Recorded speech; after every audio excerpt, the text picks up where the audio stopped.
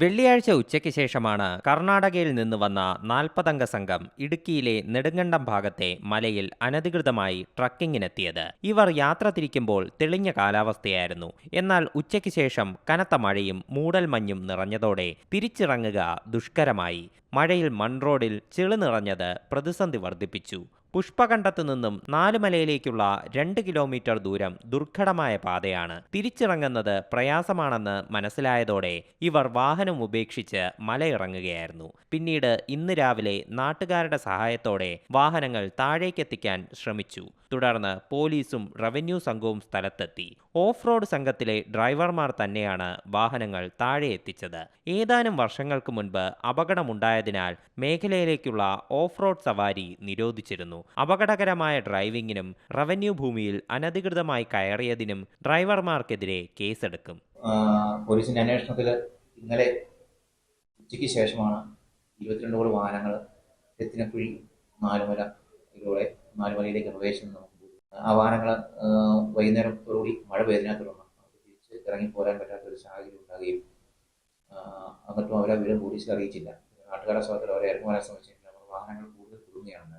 രാവിലെ 11 വിവരം മാധ്യമങ്ങളും പോലീസും ഒക്കെ അറിയുന്നത്.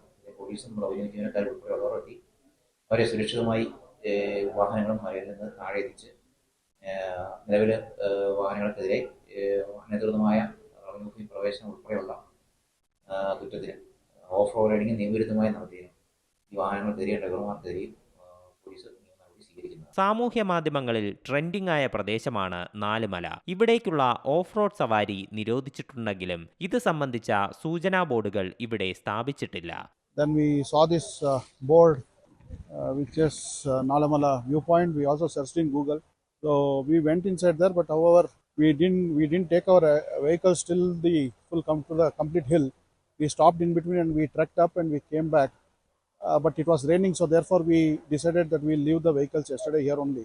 And we went back to our hotels, and today morning we came back. Still it was little raining. Then we took our vehicles back and we came back safely. All of us have come back safely. In fact, the Kerala police also helped us. They came here to see whether we are all safe and everything.